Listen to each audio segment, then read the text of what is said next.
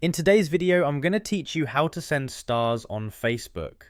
Alright, so I'm starting off by opening Facebook here, just letting everything load into the main feed, and once it's ready, you'll see your usual home screen with posts, reels, and updates showing up as you scroll. From here, we're going to go straight into a reel. So I'm just scrolling through the feed or heading into the reel section, and I'm opening up one of the reels I want to interact with. Once it loads, you'll see the video playing on your screen with all the usual options around it.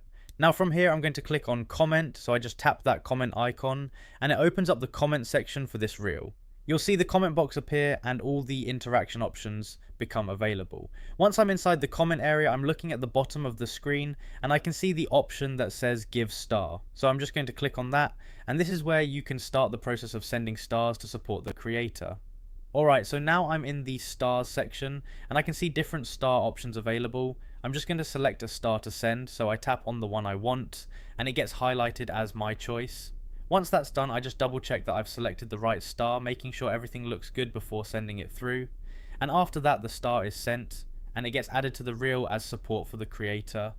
Everything happens right away, so you'll usually see the action reflected instantly in the comment area.